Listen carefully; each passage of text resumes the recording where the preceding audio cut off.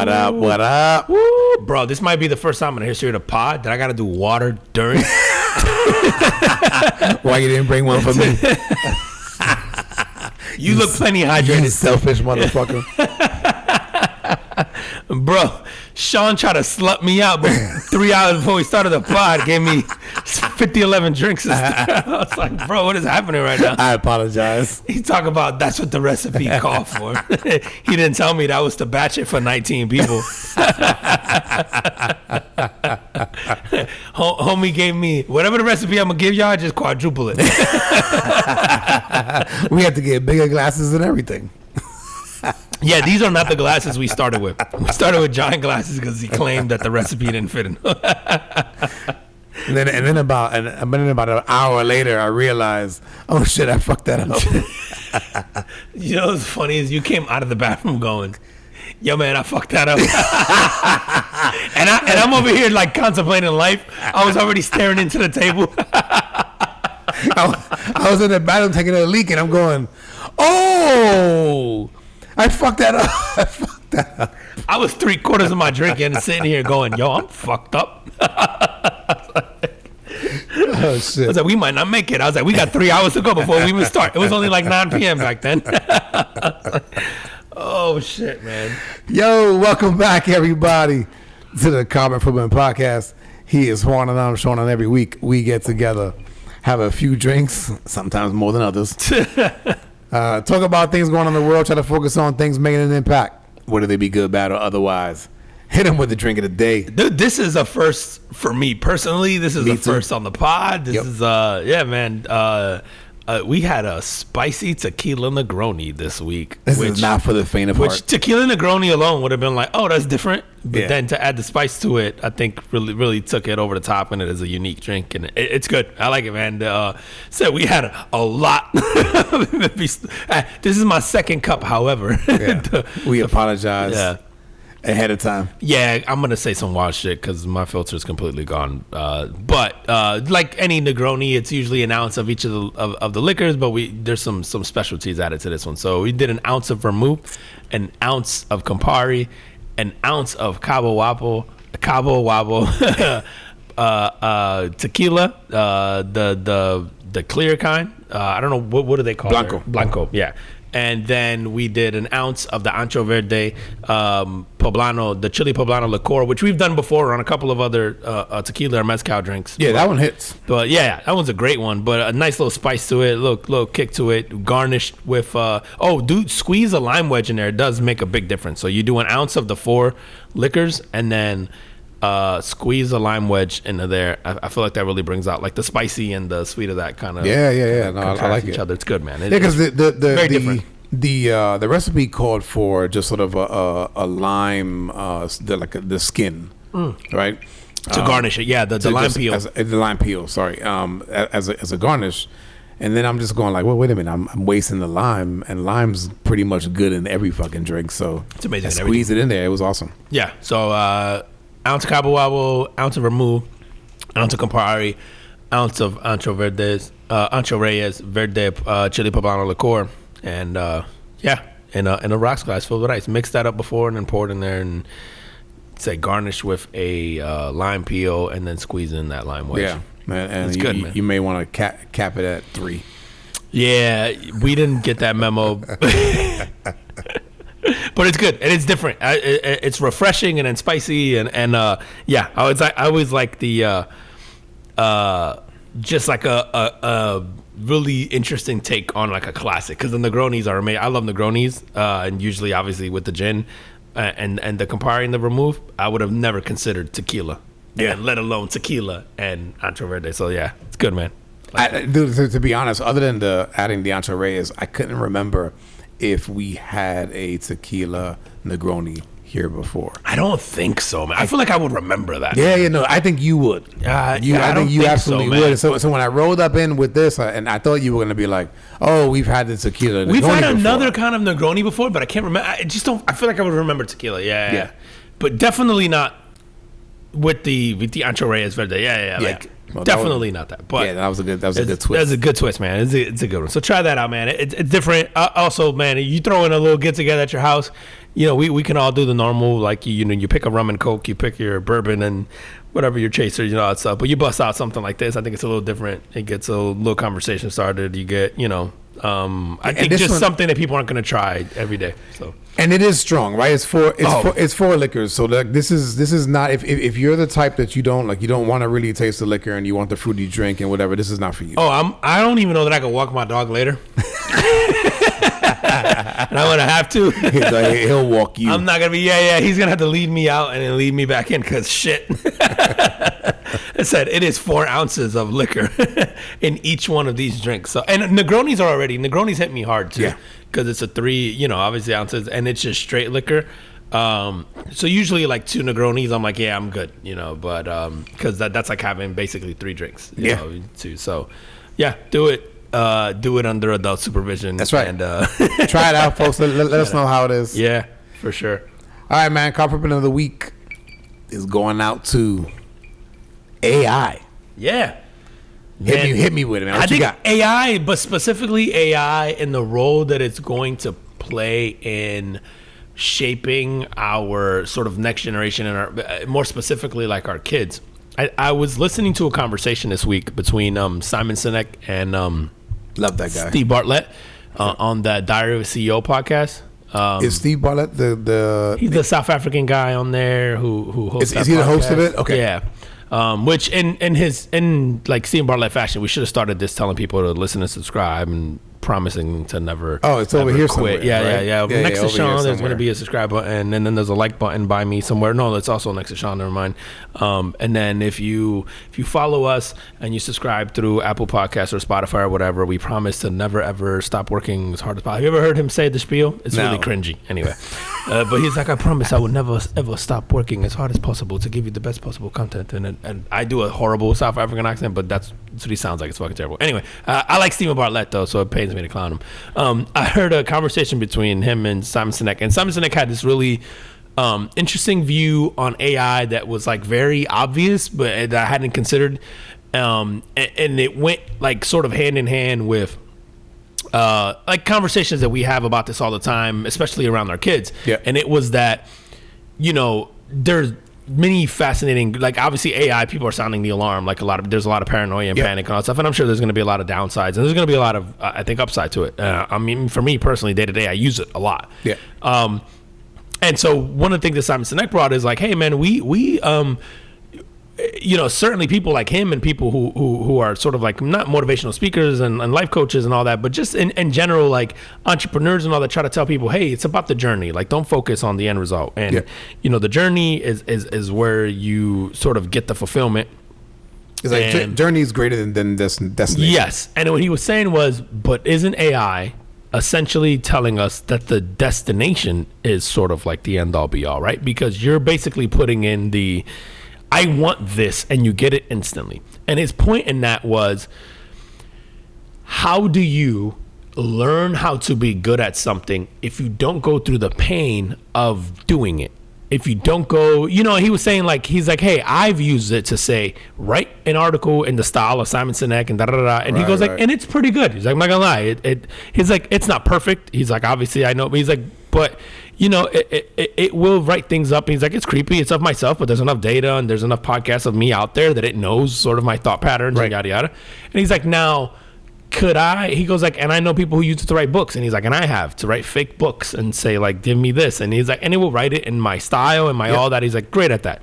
However, what it doesn't know is what my thought is on that particular subject and where I feel like, he's like, he threw out like a fake subject. He's like, how do I feel about X? He's like, if I haven't done it before, how does AI know? It doesn't know. So you can't, he's like, so there's still a level of creativity there. But what he was saying, he's like, how do I get good at being an author?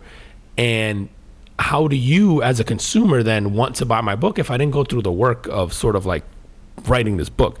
He's like, and I never thought about this, and he's so right. He goes like, why do we go to places and we buy the thing that's handmade? He's like, we buy the thing that's handmade because we know someone put an effort, and it's the imperfection that makes it great.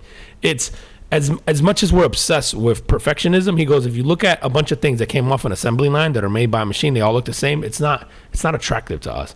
But if you give us a cup or a coaster and it's made out of wood and you can see the different patterns that came out of that particular piece of wood and it's unique, and he's like, we're very much into that. Nothing's ever the same. It's why we go to like farmers markets and why we go to these, you know, these artisan shops and all that stuff, and we buy stuff. He's like, because we want that handmade thing. And he's like, because you need to go through that sort of a journey, if you will, and through the painstaking process of getting good at that in order for it to like sort of mean something. And where it got me thinking was, I always think about this with our kids. Like, you know, we're always critical. Like, our kids are like dog shit at being problem solvers, and our kids are like, you know, they're very coddled. They grew up in this environment where they didn't have to necessarily be like live the same way we lived, or everything's been kind of done. Everything, yeah. We've had mostly helicopter parents, and you know, like we don't give our kids a chance to problem solve. Right? If our kids start crying or they panic, we're like, oh, is it this? Is it this? Is it this? Is it this? Like we almost rob them of the opportunity to grow into like proper human beings that can problem solve for themselves. And then we're the first ones to complain about it, but we're sort of the ones that did it, right? Like, I certainly look at my kids and I get frustrated. Yeah, right. And I look at my kids and I'm like, it is definitely my fault, like that they are a certain way, right? Because in our sort of quest to give them the things that we didn't have or make their life easier, remove, you know, the obstacles out of their way, we sort of rob them of the opportunity to become humans and contribute, and not even like contributing members of society, but I think just even for themselves, of being able to have pride in doing things on their own and feeling capable and feeling worthy in that sense. And I wondered what AI is going to do to that, right? Because like, if you don't give your kid the chance to color the picture and fuck it up and stay, and then, you know, go from staying outside of the lines to then staying in, and they can just do it on the computer and have AI do it. Or if the art project leads to that, or, you know, like they never get a chance to write the essay or construct the email. Or my son the other day, man, there was a letter that I found. I think it was like a postcard from my sister when I was cleaning stuff, and it was in cursive. And my son's like, what does that say? How do you even know how to read that? And it dawned on me that he didn't learn cursive in school, and he probably never have to. I think my kids learned cursive. Then they taught cursive in 1 grade, and it was in elementary school. And they have no idea. Like, it was kind of a 1-year thing, and that's it. And then they haven't seen it since. And so, like, my boys now who are 18, you know, we recently opened like bank accounts for them and stuff, man, and they've had to sign stuff. And at least, well, one of my sons goes, I don't know how to sign my name. I just write it. Which seems like a very basic. Seems. But this is the world they're growing up in, right? Yes. Like it's a digital world where it's not really. There's a lot of positive in that, right? But it started, like, I think for me, what it made me think of, like, man, I already feel like, you know, we have these kids now who we're doing a disservice to, because they're going to be adults one day, and or this is why they end up being 30, 35, 40, not being able to be like adults like we were at 18, 19, 20, you know, where I felt like I was very independent from a very early age. Yeah. And these kids certainly won't be. And there's some positive that comes with that, and certainly I think in the earlier years, like maybe to early 20s. But also the flip side of that is like, man, we're putting out these kids into the world who are, like, for the most part, very unprepared to handle the things that life throws at their way. Certainly from a problem solving perspective, which is something like really simple, man. Like I wonder, bro, or so we think, right? Like, yeah, like everyone around them is going to be that way too, right? So like, does it sort of self-solve because they're surrounded by that, right? Like maybe, but then what happens in a generation of a bunch of people like that as the problems get more complex? Or is it not a problem because they have algorithms and AIs and computer and machine learning and all this stuff that like sort of handles that for them? And with AI, right? Like one of the things that people need to get good at is the prompting. Yeah. Right? Like how do you ask the AI for what you want? So you say, like in ChatGPT, right? It's like, it's the answers that you get from ChatGPT are directly related, or they're related to how you ask the question and how much information you provide to it to give you the answer that you want. So I think that those guys, like, it's not so much I don't know if it's like the journey versus destination argument, or is it just like, hey, they're gonna be able to get further than us. It's just like the parent-child relationship, right? Like we go through shit and then we try to give our kids all the information so they don't have to go through the same thing that we did, so they can kind of leapfrog ahead of us. I think that AI, if used correctly, right, is just like, it's the leapfrog. They don't need, there's things that they don't need to do or need to know because the AI will do it for them, and hopefully that leapfrogs them to the next thing. Yeah, no, and listen, I'm not anti-AI. Like I love, like I'm total opposite. Like I love it. I lean in. Like I said, I use it daily in my personal and professional life. It was more thinking of like from a parenting perspective, because I have these like moments now where I really look at like my kids and like in these scenarios and stuff that happens with them, and I'm like, man, fuck, like, you know, like as frustrating as you or as frustrated as you want to get at certain things, you're like, oh, that's the monster I created, right? And so you go in like, how did I get there? And then you realize I never really gave my kids the opportunity to problem solve because I did it all for them, right? They had an issue, and so I'm in that.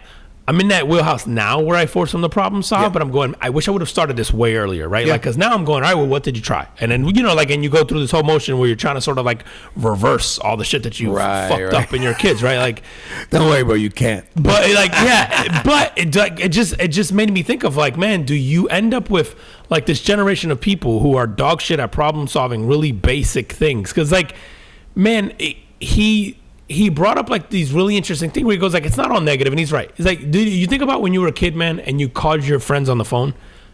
Do you remember how many phone numbers you memorized back then? And all you knew of exactly them. All of them, and you knew exactly whose they were and all that. Yeah, bro, do you know anyone's phone number off the top of your head right now? No, not one. And it's weird. If you set your mind, maybe a couple. If you set your mind to remember them, it would be a struggle, right? But however, back then somehow it just stuck, and he used that as an example of your brain sort of just evolved. At some point in time, you put it in your phone or your PDA or whatever, and it realized, I just need to search the name on this thing. Right. I don't need to know. And he goes like, and really quickly, your brain went, I don't need to memorize that, so I'm not putting any energy in that. And so like we, without even realizing it, we are almost made it, we're not incapable, but it's really difficult for us to remember someone's phone number because evolution in our brain is already going like, you're not going to need that. Why are you remembering that? Yeah, and check your phone. Check your phone. And so as much as we could practice it and do it and yada, yada, it's really fucking hard for a lot of us to remember phone numbers, right? Like, and it was shit like that where he's going, and that's just like a really simple, small example of something that comes up. Like, it's like, but he's like, now, is there a downside to not knowing that? Probably not. Like, you're probably fine. You're always going to have access to a phone or whatever. So it's like, there's not going to be many scenarios where you're not going to be able to, you know, where, you know, like unless you fall off the grid or, you know, everybody's thing around you dies and you can't call somebody. Like, yeah, may not come up ever for most people. Yeah. Right. So he's like, I'm not sure that that's a negative. He's like, it's just a way to show sort of that little tick in a very short amount of time, or that little like shift in your brain. This is only in the last 20 years. Not even. It didn't take evolution very long. No, bro, like 15, maybe 10 to 15. Yeah. So you just go, his point was like, it didn't take very long for it to do that. And so what happens when you don't have to write the story, draw the picture, do the thing? And then he goes like, is the unintended consequence that we go like, everybody's worried that it's going to replace them at work, and then does it become, yes, this creates a bunch of new opportunities and new jobs and all stuff that don't exist today, but then is it then that we put more value on things that are contributed to by humans? So we go the opposite, where it's like, hey, it goes back to the handmade or the artisan theory, where it's like, hey, we wrote this, watch this movie written by so and so, and it's a human being and it's not a thing, and it's like, oh wow, that person actually put an effort into that, and they didn't have a computer do it. Like, I gotta go catch that. It's like, dude, do we end up in a future where the value is on the human? You probably wouldn't. But would that be a marketing ploy where it's like, oh, this artist actually drew this picture, or this, you know, it's like, we're gonna end up in a future like that, where we're gonna go, this person actually you know, oh, this marketing person actually wrote this campaign and, you know, came up with the ideas and yada, yada, yada. It wasn't like, because we're going to live in a world where everything is AI, and then the differentiator is going to be, what's the thing that got the human touch? Right. Because what it can't replace, it's so true. And then how much is that worth? Right. And so it almost flips the like sort of consumer thinking into like, does everything become like, we all love it just sort of like magnifies the things that we all love right now, which is like, if you're booking a hotel and you have, depending on the city, right? If you have a Hilton, a Marriott, or whatever, you know what you're getting. And you're like, I feel safe. I'm in this city. It's kind of, that's probably going to be good. I'm going to pick that, right? But then there's certain cities where you go, I know everything's going to be good here, right? I'm in New York, and you go, do I want to stay in a small boutique, hotel where I get this cool experience and it's one-off and it's catered towards me and it's not this big behemoth and like there's an appreciation for the customer and there's a reputation thing there. And like I do this with restaurants, right? Like I dislike chains. I love the local restaurant because I go, those people have something to lose. And so every person that goes through the door, they have to give a unique experience to because that person needs to come back. Outback generally doesn't give a fuck about that for me, right? Because they have a built-in sort of like consumer that's going to keep going no matter what because the name already means something, right? It's like, are we going to go back to this? And maybe that's a good thing where like the value is put in on the human touch, if you will. Yes, I just never thought about it. And I'm like, okay, and then maybe that's where our kids get this sort of like leg up can get a leg up, but if you never give them the opportunity to do that, it's like, do you put them at a disservice in this future of like, hey, you could just be the cog on the wheel becomes a person who knows how to prompt the AI, and then the starving artist then becomes, or not even the starving artist, the fucking the sought after commodity, the actor, if you will, like, because I guarantee you, bro, we're gonna live in a future where the influencers and the actors and all that are gonna be fake. Right, it's already happening. It's already happening, right? And if you're a movie studio, right, I can create an IP that's centered around a human being now that doesn't exist, and I own them in perpetuity. I don't have to worry about paying royalties or anything, right? I can create them, and I can make a Tom Cruise. I can make a whoever. I can make a fucking Halle Berry. I can make whatever, and I can own them, and I can own them for life. And I can churn out movies and TV shows and all that with this person who's a fake AI entity, but that's an IP now, and I can roll them out across whatever I need. And I think that's going to be the future, right, of our TV shows and movies and all that. And then there's going to be the one-off, like, real actor or real human being, right. Stuff. And then is that person cherished more? Right. Is he worth more? And is he worth more? And then you go, by raising your kids to still have the ability to do things, like, do you set them up for success in a future that is going to be, everyone is going to be the robot and the AI thing? Well, dude, so that just sparked something in me, man. So like, my two oldest just graduated from high school, and one of them is going to go to flight school, the other one's going to go to into college. And one of the things that I was saying, and I actually had something that happened this weekend that made me think about it, which was, I live on an acre, you know this. I live on an acre, and I live in an area where we don't have, like, we have to have like septic tank, like for our sewage, right? It's a septic tank underground, right, on the property, and the water in my house comes out of a well, right? So I had something go wrong with the well this weekend, and I had to call the well guys, and the well guy came, and it happened to be something that was like electrical related. So anyway, fast forward, $300 later almost to fix this thing. But when those guys were there, I go, yo, this is the thing that AI is not going to be able to replace. And it brought me back to when I was so my one of my sons is not really sure what he wants to do. He's gonna go to college, but he's not really sure what he wants to do yet. And he's not somebody who has necessarily enjoyed the curriculum at school.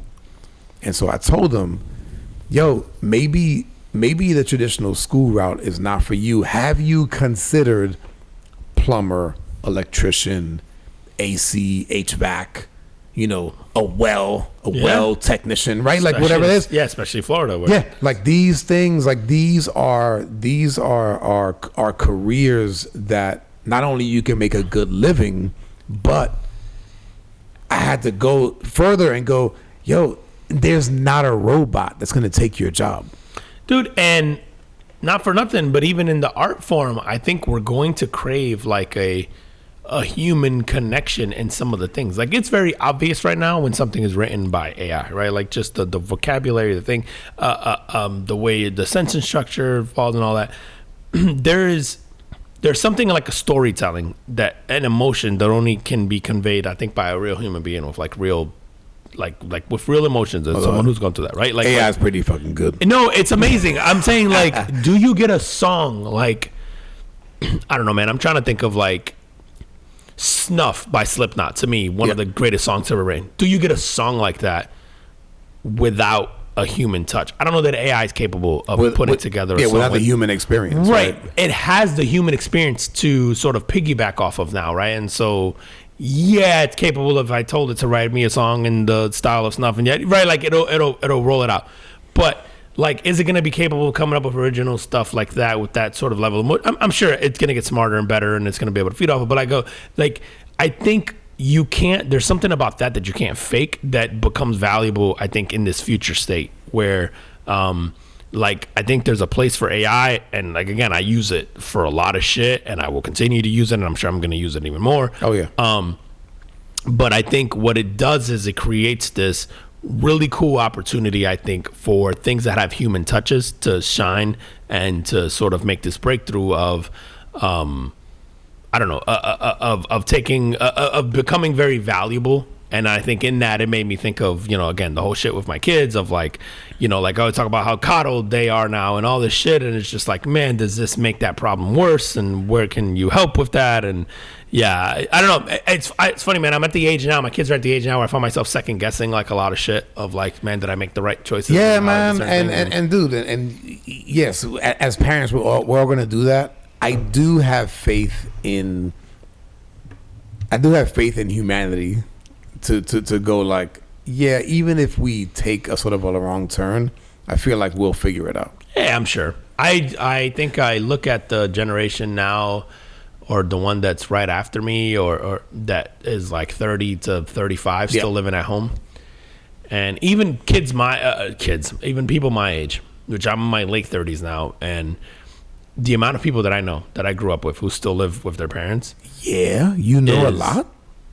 Like, are you aware of a lot? I should say know a lot. I could think of 5 off the top of my head right now. Get the fuck out of here. So like 30, so like upper 30s, 30, yeah, like 38, 39, yeah. Yeah. And it's at home? And more specifically, and I don't know what this has to do with it, if I went to Jersey, I grew up in New Jersey up until the point where I went to high school, right? Yeah. And I moved to Florida. The vast majority of those are in Jersey.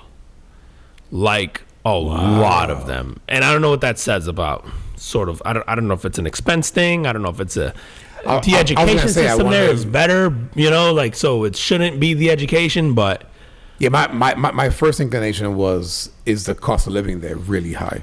It's very high now. And Jersey is very expensive at everything. So it's like, yeah, that's some of it. But then I look at the amount of them that chose to go to college, and it's not very high. Or the amount of them that chose to start businesses, and it's not very high. Right. But So, a lot of the them cost of living is high, and then they didn't go into careers that paid right. And there's a million environmental factors, right, that led to that, right? And I'm too stupid to understand now, but it has made me think of like that doesn't get better. Right, generally, like the next generation, like you have to have it will get better with like a monumental sort of like fall, and then we work our way back into the other direction, right? So, question: Do the 5 at the top of your head, are they single living at home, or yes. are they married living? All single. So they're all single. Okay. Yeah, dude, that brings on another point now that I'm thinking about this is like I read an article recently, and stop me if we've talked about this on here before, where this the generation Gen Z, what's the one after Gen Z? I can't remember, but basically I think it's Gen Alpha. Whatever's after millennial. Yeah, so whoever's 18 and up, basically, let's go with that, but not quite 30 or maybe just 30. They're having less sex than ever, which is surprising. Like on the surface, because it's also the generation that lives on OnlyFans, right? So you go, well, how are you guys all on OnlyFans, but yet this generation is having less sex than ever? And really, it's because all the sex is happening on. That's right. It's on OnlyFans, right? The porn, like, oh, you have access to all of this pornography, essentially. Yeah, and so it led to like, and I've never been one of these like, we need the ban porn thing, but it goes with this AI thing too, man, with this whole shift in the internet. It's what OnlyFans has done is that because of the internet and because of all this shit, we were already shitty at being social, right? Like how many times have you been out to dinner with people or out to lunch or a conversation with friends and everybody just busts out their phone when people go off to the bathroom? I hate that shit. It's right. It's fucking frustrating, right? Like and like the amount of times that people just check their phones throughout the day. They could be sitting and talking to you. Like I'm guilty of it. I do that shit all the time. Like you could be talking to me and I'll pick up my phone and I'll look at it. Like and because of a habit, because I've always done it, and it's like everyone around you just does that. And it's because we're really shitty at being social people, and we're really shitty at being social because we haven't had to be, because we have had the ability to escape and get our sort of fix it and our sort of like hit of dopamine, like just scrolling through the phone. And so what OnlyFans has done is it exacerbated this problem where if you're a guy and you're fucking 18 to however 25 years old and you suck at being social, you rather stay home, you don't want to go out, you don't want to go across town to go to that party because you're like, it's too much work, whatever the reason is, right? You are already used to communicating online. You go, well, every girl that I could possibly imagine, or guy, whatever you're into, that's like the person of my dreams, I can find on OnlyFans. And then not only can I find them on OnlyFans, right, and get off that way, I can subscribe to them and I can message them, and then I can feel like this one-on-one connection with this person by just messaging them, and they give me individual attention, which is all we want for anyway. A small fee, right?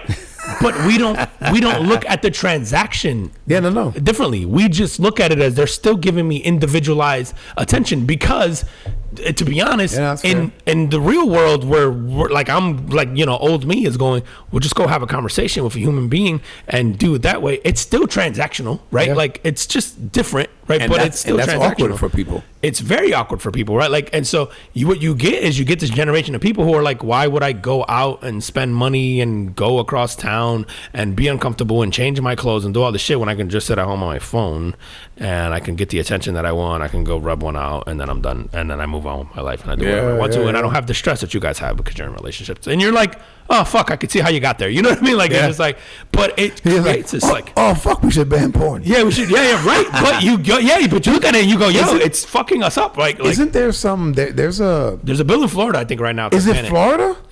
I think someone is trying to prevent it federally. Somebody, is trying to ban porn. And you go, it's not gonna happen. It's never gonna happen. And I'm not one of these, like, to me, listen, we're all responsible for what we consume and what it does to us, whatever. Like, I'm not one of these, like, the government should save us from us. I do believe it's a shame that the government has to sometimes, but I think we're all, we should all be free to make our own decisions, and whatever happens. But it is undeniable to look at society right now and not think, oh, this definitely has an effect on it, right? Like, the fact that we can't talk to people at all is wild. The fact that we have to rely on shit like that. Like, dude, Sydney Sweeney is fucking dropping a bar of soap that the scent, quote unquote, is like her bathwater, and they claim that it's her actual bathwater because she did this commercial that went viral for Squat. Why would you think that anybody's bathwater smells good? But people buy it. Oh, of course. So like you wouldn't do it. Yeah, that's what I'm saying. Like, we're fucked up. Yeah, we're fucked up, bro. Yeah. No, dude. There's people that buy fucking women's fucking underwear. Yeah. People that buy fucking, I don't know, fucking fart in a jar and I'll fucking buy it, right? Like, dudes are kind of fucked up like that. Why would you think that? There's like an old saying that's just like, a woman that's so beautiful, it'll be like, oh my god, so and so is so fine, I'll drink her bathwater. Yeah, like you've heard that before. Yeah, the expression. Expression. But to actually buy a bar of soap that goes, oh, it tastes like her bath, or it smells like her bathwater, like, no, like, not to mention it's creepy as fuck. That the person who pitched that job or that idea, kudos to you, because you went, I'm either about to get fired or I'm about to get promoted, and there's no in between. Yeah, I'm gonna throw out this idea, like, hey, what if we sold Sydney Sweeney's bathwater? Like, can you imagine being the guy that had to say that shit out loud? Like, you got to be in a room going like, but how does it smell? But how does it? Supposedly, it's her real bathwater. It's like, I don't know. Okay, I like the idea of Sydney Sweeney being on the cover of the soap that I'm going to sell. Right. But how does this shit smell? Can you imagine calling her and being like, hey, Sydney, hear me out. What do you got going on? You're like, yeah, I need you to get in this bath, right? Okay, that doesn't smell good. We have to spice that up. Right after you did Hot Ones, Hey, so you smell like chicken wings. Stay with us. Like you're just fucking doing like, it's so weird. But I'm like, man, in a society where we all hide behind keyboards and screens and, you know, like are socially awkward or socially inept, really, it's just bizarre and also very normal now to see shit like this happen and Yeah, take I'm over. not surprised. No, man, like. But Dude, I'm sure it doesn't smell like her actual bathwater. I'm sure not, Right? But that was like the least of my like thought. I just went, man, we're so fascinating now of where we fall into human beings that like, it's one thing to be like, I want to watch somebody fuck, you know, like, and then now it's another thing to be like, I want to watch somebody take a bath, but then go, I would really like to smell their bathwater. Like, it's how did we get to that place? You know, like evolution wise, it's really weird, man. Like, and that only gets worse, right? Like that can't get better, I would imagine right? Like, so. right? Yeah, It gets worse, and you know, I don't know what the next iteration right? is. But I don't know, yeah, and I don't know if it's bad, right? It's bad to me because I've seen a world without it, and so I'm comparing it to that world. But also, everything else changes along with that. So, like you said before, it's probably gonna be fine because you know people will figure shit out. We'll figure it out. It's But just really strange to what's like, live odd in a is world that- like that. And we talk about this, something like this before, right? Where you go, we always like overcorrect, right? So like the access to information, the access to people, the access to pornography, the access like now it's just like it's at an all-time high, and it may even grow. Yeah. Right? At some point, we're gonna make a correction. Oh, absolutely. And Right? I think like going to what we were saying before, where there's like you add value to things that are human touches. I think the thing to this is you start like for women. I think we talked about that on here before. The percentage of them that have OnlyFans and all this shit now is like it's crazy. astronomically high. There's going to be a value attached to the ones that didn't have that. Like the vast majority of you know women like a certain age now have an OnlyFans, and it's going to be like, who's the one that didn't have it? And then there's going to be like this.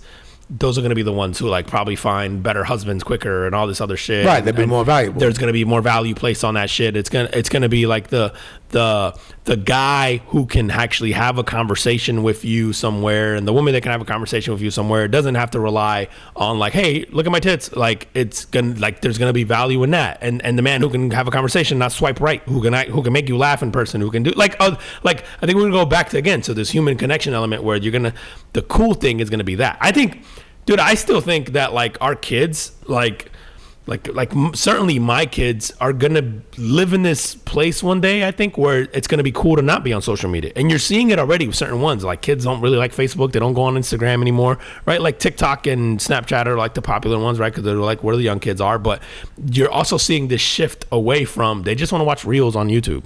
They don't necessarily want to share their life as much anymore. They're because not, you know, it's.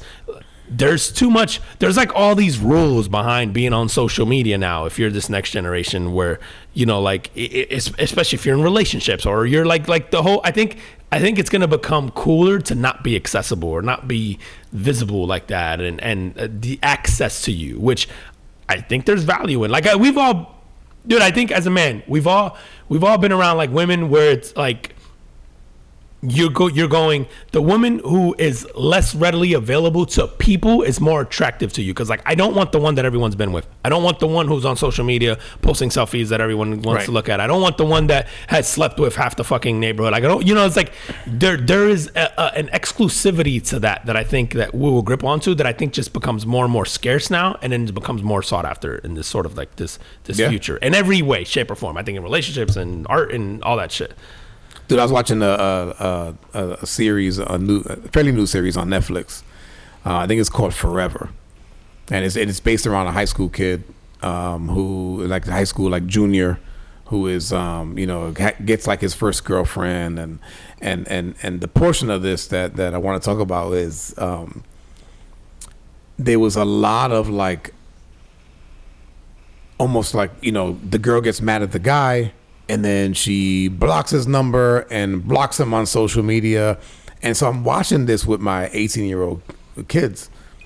And I'm going, man, like, is this the way it is? Like, this shit seems exhausting. Mm-hmm. And both of them were like, yeah, like one of them goes, yeah, like I don't put up with that shit. But yeah, like talking to my friends, like this is commonplace. Of like the being brought up in this world of social media, and being blocked, and if you like a picture of somebody else, like what that means, and then like if you get a girlfriend, then maybe you have to go back through and like unlike shit, because if you have it liked, then that means something. Like all like and dude, and I get that. But also, I get it. Yeah, but I was like, I'm like, no, it sounds fuck stressful, that. bro. Yeah, it's just like shit was another thing I got to worry about. Yeah. Yep, this shit was exhausting, and it was like one of the it's one of the first times that I looked at that and I go, either I'm just old, right, or B, I was just like, no, like that's too much, like that's. Like, I'm not willing to put up with that. If I like a picture 3 years ago and then somebody scrolls through that, then my then girlfriend scrolls through and goes, oh, well, you like this picture. Like, what the fuck? Do you want to be with her and not with me? And I was like, no, that's 3 years ago. Yeah, can I like back then because I didn't know you. Yeah, right. I didn't even fucking know you back then. Like, dude, this shit was good show. Definitely good. Forever, you said? Forever, yeah. Good show. Not only from it was cool watching it with my kids because there was like the like their generation perspective, and then I could empathize with like their parents. So it's like they had the main character has a mom who's sort of like overbearing and wants her kid to do shit like boom, boom, boom, boom. You're gonna do it like this to be successful. And then the dad's kind of like laid back and just like, man, let him do his thing.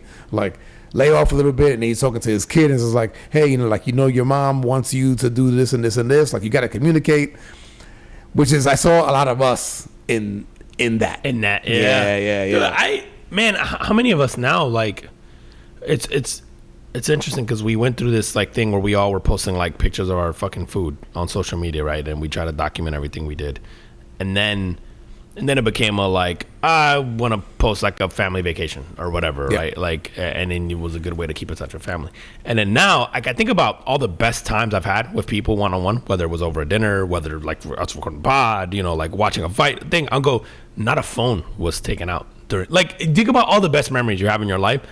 Like even today, like you think about like no one took out their phone to like check on it. It's always like one-on-one like conversations as humans. It was like dude, I think this also Simon Sinek brought this up on that conversation with Steve Bartlett, which is like we all have that story of our phone dying and you didn't have a way to charge it and it was like the best 3 hours of your life, and you're just like it's so true. Like you couldn't just like your reflex wasn't to just pick up your phone at that 10 seconds of silence that was in between, and because you don't know what to do with yourself, you look like it's man, it's so refreshing. I think about the people that I've had conversations with. Like some of the best conversations I've had were like with people who either like fucking don't have social media, didn't look, or weren't like trying to post it, or like have you ever been out with someone and their first thing is to like take a picture of the meal and then they're posting it and immediately you're like, ugh. Like, I don't go out with those people. Right? Yeah, as I'm saying, you just won't. Right? Like I said, I feel like if I've hung out with people like that, it was probably the last time. Right? Like I was like I just wouldn't do it. Or like even just people who are serial posters. Like my immediate thing is like, ugh. I'm just turned off. Like, yeah. But it's weird because at some point in time it was like really normal. Yeah, that's true. And everybody did it. It was fine. To be honest, bro, I can't remember the last time I posted anything. Other than like the podcast stuff? Yeah, like our podcast stuff. I might have something in the last year, but I try not to. I might. I don't even remember what I also judge you more if it's a story versus a normal post. Like a normal post is already weird, but if it's in your stories, because again, going back to the thing where you were saying where like it means something. Yeah. If you post on your story, depending on what you are, it's usually for a very specific reason. You're looking at who can see it, who saw it, who, you know what I mean? Like it's like stories serve a very specific purpose. Unless you're a someone who is trying to make it in some kind, like obviously we're doing a pod, right? So we would post for very specific reasons for a pod. But if you're some fucking normal everyday person and you're posting like your brunch outing on your stories, whatever, it's like, yeah, there's only a handful of reasons you're doing that for. None of them are great. And I'm assuming you check to see who looked. Of course you do, bro. That's the whole point of posting it on a story. You know what I mean? Man. Like, so there is like to that point you were saying about that show and that your boys. It's like the subliminal thing of like, hey, you go back. Like, how many times have you heard someone going like, oh, he liked my photo from 2 years ago? Like, he must have. And it's like, oh, it would be if you're trying to get someone's attention, you would go back and like their photo from 2 years ago because it's gonna pop up and they're gonna be like, well, that was my photo from 2 years ago. Clearly, he was scrolling back. You know what I mean? Like, it's like, it's an obvious way to hit on someone without hitting on someone. Like, so I can understand what your boys are saying. Fuck, like, I don't like even it. Thinking about that shit, bro. Yeah, but it's like the way people think now, man. Yeah. And me now, I'm just kind of like, oh, like whenever I hang out with, whenever I talk to somebody and they're like, I don't even have a social, I'm like, oh, thank God, you're my new best friend. Like, I'm like, yes. Like, we're gonna. Dude, in keeping with the conversation with like kids and stuff, man, Ryan Holiday, author of many books, Ego is the Enemy, Stillness is Key, amongst others. He does this like, it's called a daily dad, and it's an email. It's an email distribution. Oh, okay. So, Ryan Holiday does this? Yeah. I didn't realize it. Okay. I've been subscribing to it for a couple of years now, and it's cool. They're kind of short things about being a dad. Okay. I like Ryan Holiday, man. He brought up Adrian Wojnarowski, ESPN analyst for years. He was like a high profile NBA news reporter. Yeah, he was the guy. Like, Yeah. if Adrian Wojnarowski broke a story, it was true. Yeah. Like, that's what you waited to hear. If it was a big trade, well, what did Woj say? Yes. If Woj didn't break it, it's not true. You know, like, that's how we would think. Yeah, exactly. So at 55, he retired from ESPN, and I think he went on to be some sort of like, it wasn't an athletic director, but it was something. Some like head of like his alma mater, basically, whatever college he went to, say I whatever can't remember what it was. But it St. was Bonaventure. Yeah, I think that's yes, it, right? that sounds right. That's it. He went to go basically head up their basketball program, their men's basketball program. Yeah. So he retired from ESPN at 55, left a ton of money on the table. But what Ryan Holiday has said in this particular Daily Dad email was like that Woj went over to his son, who was 22 at the time, and asked him what he thought about him retiring. And his son goes, "People think your job is great. I think your job fucking sucks. Retire and go travel with mom." That was his thing, right? And so Ryan goes on to say, he goes, man, like, first of all, it's interesting to see what our kids' perspective is on what we do for a living. Yeah. And he goes on to say, like, they don't care much for like a status or seniority. All they know is how our job affected them. Like, you know, did they notice how it affected you? Like, did you come home in a fucking bad mood, or did you, or every day when you came home were you sort of standoffish or whatever? It's just like they notice how it affects you. They notice the person who walks in the door after the long days and business trips, right? And then he went on to say, he's just like, make sure our jobs are providing for our families instead of taking away from them. Man. And it was really interesting, man, because you go like this, Adrian Wojnarowski, like, it's, again, like making millions from ESPN, right? But you figured that means he's on his phone 23 hours a day. And that's what, and that was part of the message too, was just like, what was his kid seeing, right? His kid was seeing somebody who was constantly, on his phone, whether it was talking, whether he was looking at looking at articles, whatever he was doing, the guy was always working. And so, and it's funny, man, because like none of my kids have expressed interest in doing what I do for a living. Okay. Which is fine. Right. But a little bit, for me, a little bit surprising, and I wonder if they look at what I do, and especially because I work from home, right? So I've been working from home now for 7 years. So the dad's always working. They get, well, not only that, bro, and they hear a lot of. I don't have an office, right? I have a sort of an open room, and so when I'm on long meetings or I'm frustrated or whatever, like, so they've already worked there. Yeah. And I'm like, wondering if they go like, that. no, that just sucks. I wonder. No, I'm sure there's some of that, dude. It's funny. I've had this experience with my kids, same thing, and it was like the amount of time I spent on my phone, the amount of time I spent actually at the office, the amount of time I spent working from home, and then not only that, like I did for a long time I had I was sort of like very driven, right, and then I had a demanding 9 to 5, but then also I would do shit outside of work, right, like I was always like wanting, like you know how I am, I was like I just want to make money, I don't want to do stuff, and I did that a lot, like in my 20s and like early 30s, and I remember. Like my kids would complain, and I remember, and this was like a shitty, like probably defensive response was like, well, you like your life, right? And so if you like your life, like this is what it takes to get that life. Right. So it's like we could give this up that you have, or I have to do this, right? And then and it's shitty to put that on your kids, right? Like I'm not saying you should do that, but like that was sort of like my justification for bro, it. I've said similar things. Like if you like your life, like this is what it takes for me to give you that life that you enjoy. Like you like it, yeah, it's pretty cool. Like so that's what it takes for that means dad has to do this, right? Yeah. And over time, I've since have made it like a very conscious effort to like step away from that because like even in myself, I realized like. There wasn't a number that I was chasing. Like it was never going to be enough. There wasn't a. I think ultimately, for me, it was. I don't care where I get to or what I want. I'm never going to get these years back or this time spent with them. Yeah. And that became more important to me and wanting to do that and be there for them and for them not to be like the vision of me was like my dad's always on his phone or he's always on a conference call. He's always on work. And it certainly was my life for a very long time. And my justification for it was like, well, I'm giving you this life. When in reality, to his point, was like, bro, your kids just want you to be there doing like, they don't give a fuck about the extra. Like in 20 years, they're not going to be like, I'm glad my dad bought me X amount of extra things. This and that. They're going to talk about the silliest thing that you didn't think mattered and all it took was your time. Yeah. It wasn't like a thing you bought. Yeah, them. No, it'll usually be the experiences, right? Yeah. The experiences that you share with them. And matter of fact, like next week, man, we are going to sort of like a home away from home type shit, man. Yeah. We're only a couple hours from here, but just to do some kayaking, man. Like a week of fucking kayaking with manatees, bro. Good. And I know it's gonna be one of those things that we're gonna look back on because we've done it before. Yeah. And the memories that produced is one of those things that get talked about.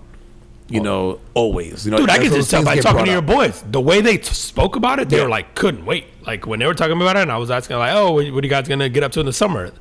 Like, instantly, oh, we're about to go. Like, and they were so excited. And the first thing they mentioned was the kayaking thing and all that stuff. And they're like, can't wait. Yeah. Like, so excited. Yeah. And, bro, and it's nothing. It's literally like a house on a fucking, on a natural spring.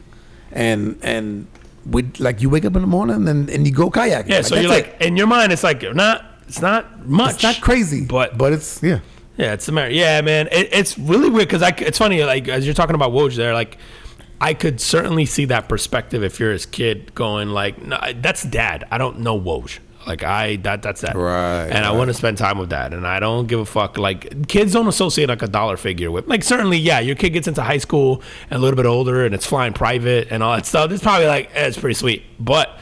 Like your 7-year-old kid and 8, 9, 10-year-old kid, yeah, and they don't know. They don't know, man. They just know that's dad. I just wanted like come play catch with me. Come sit down and watch this movie. Come help me with homework. Come like that's all they care about, man. Like I think hopefully I don't know, man. When he stepped away, it was surprising because again, he was at the top. Yeah, right. He was at the top of his game. Yeah, not of retirement age for most. No people. one even close, other than like again, Shams was probably the closest one, and now he's sort of the guy. It's like he was for the NBA what Adam Schefter is to NFL, right? And so it's just like. Yeah, it was. I remember it being really interesting, and he talked about his family and stepping away. And so I'm glad, man. Dude, that guy won't regret that. That's one of those things where I don't care what happens. I don't care how much less money he makes from here on out. Okay, he won't regret spending that time with his kids, man. So speaking of money, man, I did read that he walked away from like about 20 mil. Oh no, he'll miss that. Never mind. Fuck these kids. And in his current role or the role that he went to, I don't know if he's still there. I'm assuming he's still there. From 20 mil to 75K a year. Now, I assume he was making doing charity work. he was making millions already. He probably clearly probably doesn't need the money. No. And then went and said, okay, I'll go do this now, and like I got plenty of money. He's basically retiring, and it's a retirement gig. Bro, that's a good place to be, bro. I'm sure. That's what I'm saying. He's doing probably something that he wants to be doing. That's right. Now, good for him, bro. Dude, I gotta tell you this, man. So one of my sons recently, and I recently, like in the last week, I don't know what day it was. He asked me, he goes, "What do you like about your job?" Okay. And I had to sit back and I go, "Oh man, like I enjoy what I do." And he goes, "Yeah, but like what specifically do you like? What what is the thing that lights you up?" And I had to think about it, man. And for me, it's the problem solving. So like I'm sort of at a level of I guess knowledge where I'm sought after for projects, right? We want to do this thing. How do we make all this shit interconnect, and how do we connect to systems that you support, and how do we best connect to those, and how do we communicate to other systems and that kind of shit, right? Dude, those are fine, but they don't light me up. Okay. It's the shit that goes wrong that I don't know why, and then I get frustrated. And then you get to go fix it. And then I go, and it's the shit that keeps me up at night. And then it'll be 2 a.m, and I'll wake up and I'll have a fucking thought, and I'll go, oh shit. And then I'll run over to the computer and fucking try it, and I'll go, fuck, that's not it. And I'll go back to bed. And then, but when I figure that out, that's the like slam the headphones down and like, yeah, motherfucker. Yeah. That's why you need me on that field. Dude, and when I'm talking to him, man, and they've seen me, like, whether it be like a breakthrough, that I'll literally like get up from my desk and go, God damn it, you goddamn right, I'm fucking this shit. I've seen you all hyped about that shit. Awesome. And it's funny because the one that asked me is the one that plays sports. And I go, dude, that is, when I figure shit out, it's like, that's the scoring the goal. That's the touchdown pass in the fourth quarter. That's the fucking game-winning 3-point shot, right? You know what I mean? Like, yeah. It's that for me. It's not the projects. It's those little, and bro, every one of them are probably minimal impact. It's not even like you're solving a huge. No, like I'll be solving a problem that maybe no one else has at least the immediate knowledge of the system to solve. But did it move the needle? No, it's like. Yeah, it didn't move the needle, but it's that, like, that's what it is, bro. I was trying to think of what it was for my job, and then I was trying to compare it to stuff like, the science experiment where the guy takes a bunch of mice and yes, and the pieces of cheese. I know exactly what you're talking about. And they get shocked every time they touch the piece of cheese. You know what I'm talking about? Oh, wait a minute. Science experiment. So you take the mice. Is this the fuck? What's the name of the experiment, man? Go ahead. Tell me what happened. So anyway, the premise is like how these mice, you put them in there, and the piece of cheese is like. It's electroshocked, right? And so they look at this like piece, and they're just like, they can't help themselves. They really want to touch this piece of cheese. Yeah. They get this because it's like an easy win, and they grab it, and it just shocks the fuck out of them every time, where it will inevitably kill them. But the mice just touch it, get shocked, let it go, and then they're like, well, let's see if it does it again. And they touch it, and then it shocks them, and then they let it go. And my job's like that. So I enjoy watching people just get fucking shocked. So have you figured out that you don't fucking touch the cheese? Yes. No, I'm on the other side, going like, hey, you guys just get some potato chips instead. Like, hey, assholes, stop. But you get to sit back. Oh my god. And watch folks get shot. Yeah, so that's the entertaining part for me. That's the part I like. It's like I watch, and then it's fascinating to go, how many times are you gonna get shocked before you let go of this piece of cheese? And right now, it's inconclusive. The experiment is ongoing. Continues. was gonna say Schrodinger's cat, but that's the one with the dead or the cat is or isn't dead in the box, right? I don't know. Dude, we gotta talk about the Diddy shit at the trial since it's actually started. Have we had a chance to talk about this? No, I don't think so. Like, have you been following any of it or seeing any? Vaguely. I don't have any real details on it. I do have something about it though. Okay, so like, I don't know, everybody's familiar with the story, the whole racketeering and the trafficking and kidnapping and all this shit that Diddy's being charged with. Which, by the way, he's gonna get found guilty. Again, I think we said this when he got arrested a year and a half, 2 years ago. The feds are like 97% conviction rate. They got it. They got him. But like, as you're listening to shit, Trump might pardon that motherfucker. Did you see that he pardoned everybody, bro? Fucking Charles Manson, NBA Youngboy, Tupac. That was he didn't do Charles Manson right. I did not hear that one. I don't know. But he did the Larry Hoover and NBA Youngboy. NBA Youngboy, what was his deal? Some fucking, wasn't it some weapons charge or some shit too, or drug charge? I don't know. I mean, is he in jail? Yeah, he was. But then Trump also pardoned Kodak Black. Yes. In his first term. Kodak Black can't even speak English. Yo. I thought they were gonna send ICE after him. Nah, that's 21 Savage. Bro, he fucking Trump figured out the game though, was like Trump's respect of black people is so low that he's like, just release a rapper, they'll be fine. They'll vote for me again. And then and we all ate that shit up. We're like, yo, free Lil Youngboy or free Lil Young, whatever the fuck his name NBA is. NBA Youngboy. Oh man. But dude, the case has been, I think you're somebody who kind of followed this shit before, like nothing is shocking. But it's been wild to hear Cassie like take the stand and have to talk about like really vivid details of the shit that's actually happened and all that. And it's so funny, the shit that I've seen making headlines, like, all the sexual shit, all the thing. And I go, I know I'm fucked up because none of the sexual shit like shocked me at all. Like I was kind of like amateur. And then obviously horrific shit in terms of like forcing her to do stuff and all that. Like definitely a piece of shit stuff. But the memes that I kept seeing were talking about how much of a freak Diddy was. Yeah. And I was like, and people were like so surprised and so like flabbergasted and just like that was the talk. And I was kind of like, and I was like, I know I'm fucked up because none of that shit, like, it didn't bother you? Not even a little.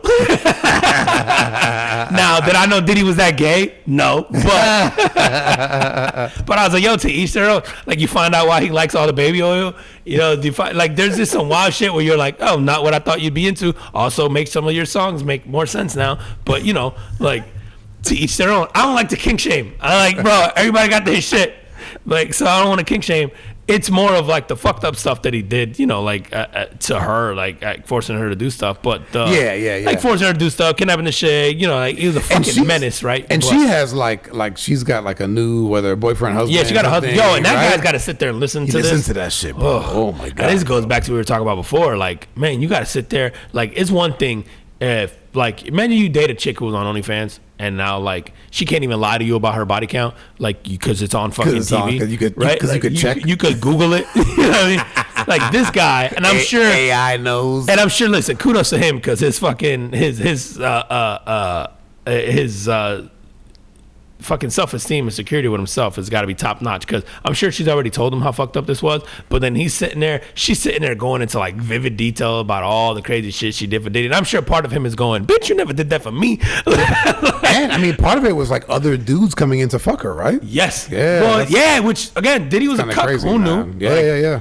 That shit surprised me a little. That Diddy was it's more gay to me that he wouldn't just fuck the guys. Like, is that not gayer? Like, he would hire male escorts to fuck her. Yeah, to me, it's more gay to, like, just let him fuck you, bro. Suck a dick. Like, he sat there, he would hire escorts to fuck her, come on her, and then make her rub their cum on him. Like, it was really fucking weird. Yeah, it's kind of crazy. I go, it is, again, I don't kick shame. Like, knock yourself out. But I go, it's kind of gayer, bro. Like, are you trying to just be secondhand gay at that point in time? Like, are you trying to be, like... I don't know. Are you hoping it's not contagious? Like, what do you, or it is contagious and you just fuck them. Like, why? I wonder what's happening in jail.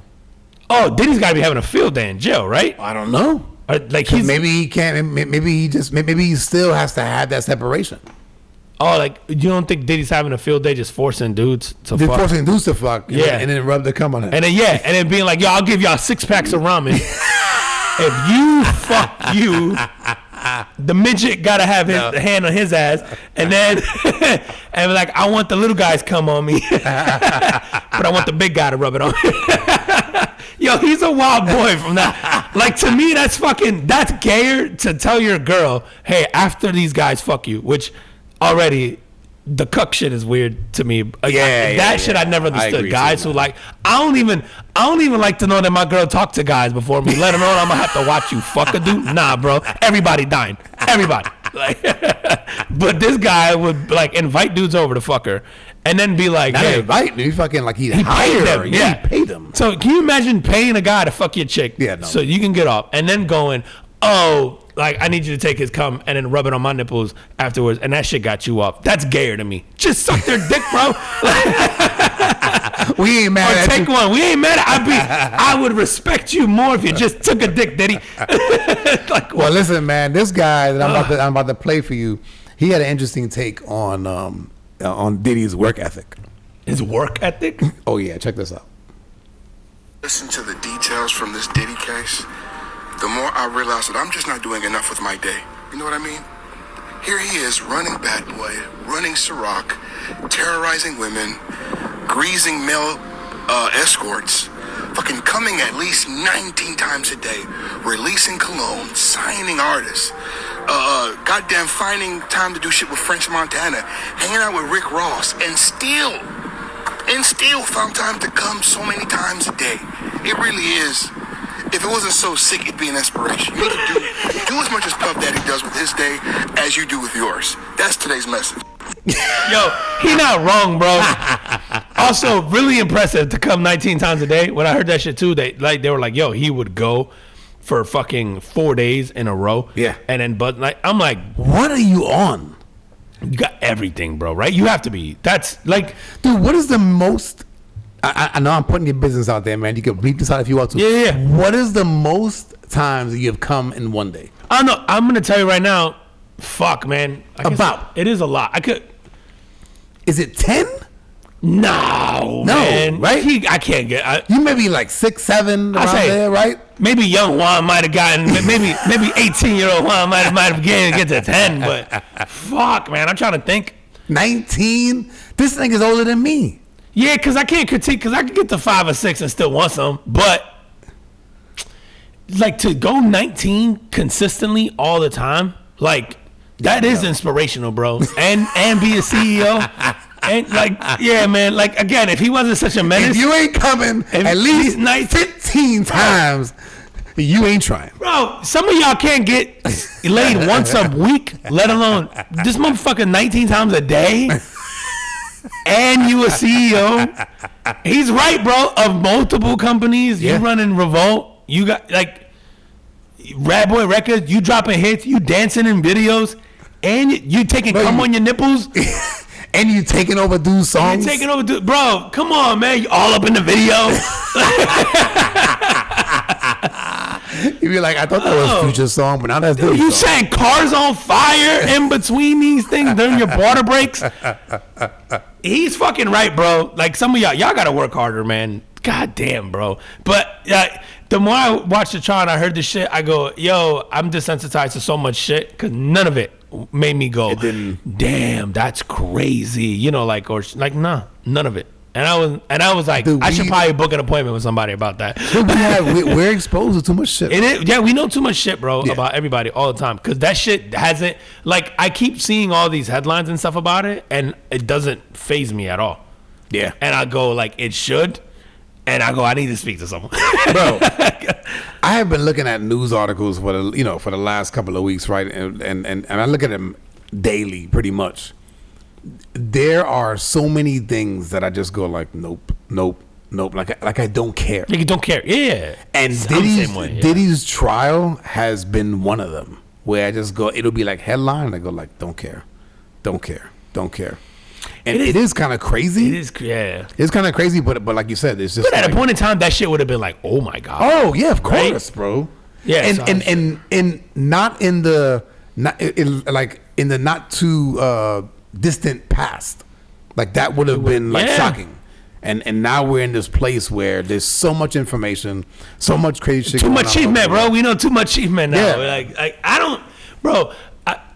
I don't even like gossip about people that I know or like family. You ever get caught from like family members and they're trying to like, you know, gossip to you about whatever's going on?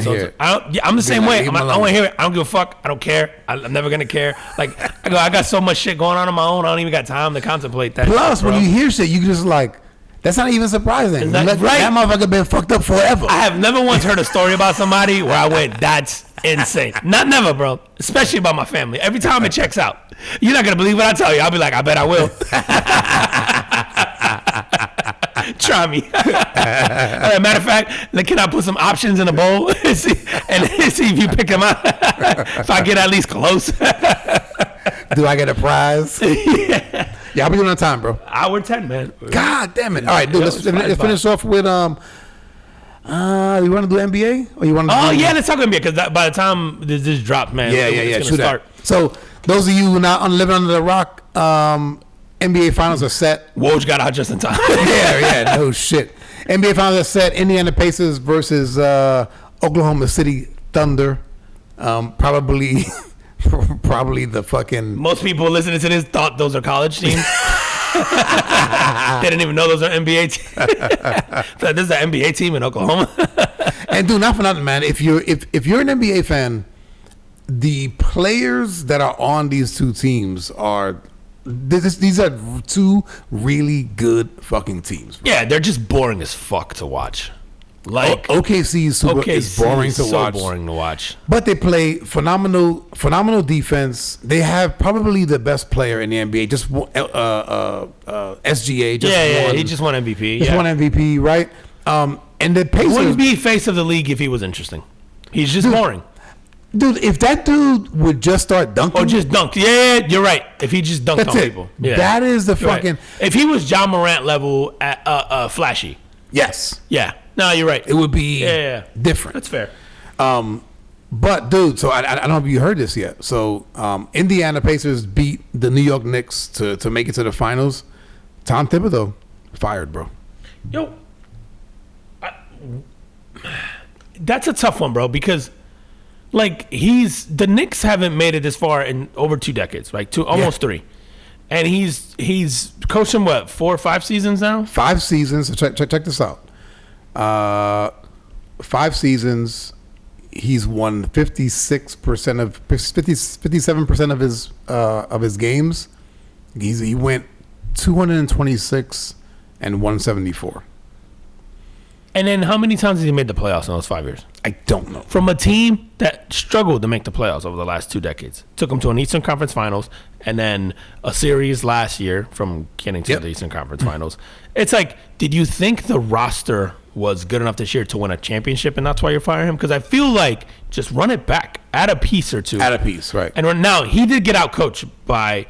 But also, Rick Carlisle really is slept on as an X's and O's guy. Bro. Dude, Rick Carlisle is the same guy who beat LeBron and the Heat. That's in the finals, right? In the finals. With Dirk Nowitzki, right? Yes. And Jason Kidd and all that. And because he outcoached Spoelstra and again, what was arguably the greatest collection of talent on a team at the time, he figured out a way to stop it. Like, he did such a good job just taking Jalen Brunson out of the game. Or basically going, yeah, Jalen Brunson, you can go ahead and beat us. Nobody else is going to do shit. Like, at least the games that I saw I saw the Knicks trying to run fast breaks, and the Knicks are too slow to do that shit. No, dude, it was really strange. Watching that game, man, I was watching those games. I watched that whole series.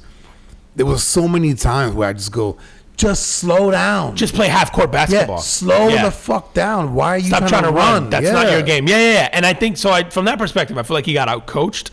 However, not so much so that you're going, oh, he needs to lose his job. That's the reason we didn't win. And listen, I know they have players meetings at the end of the season, and then the players do like exit interviews, if you will. Oh, they do. And so evidently he was fired like the same day that they did the exit interviews. Yeah. And so maybe all the players, he's also was fired as the coach in Minnesota Karl Anthony Towns was there as well. Oh, that's right. You know, I'm sure there's something to that there. Where else did he go? He was in Chicago? He was Chicago, right? Yes, he was. Yeah, he's been fired a few times because he was known to be kind of a hard ass old school coach. Yeah, and he's not a player coach. Plays dudes too many fucking minutes. Yeah. Some say, right? Like whatever, man. Whatever, man. I go, dude, play your guys, man.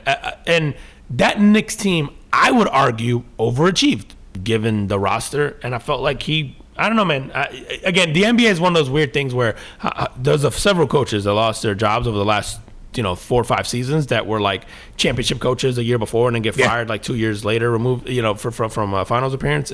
Yeah, like the fucking the coach from Denver, the guy from Nick Nurse from Milwaukee, the dude from Toronto. It's like it's really weird, man. The guy from Phoenix, and they haven't been back since. Like the guy from Phoenix was a really good coach. Took them deep. Monty Williams. That's right. Like really good. I don't think he was the reason they weren't making it far and then gets fired. It's really strange.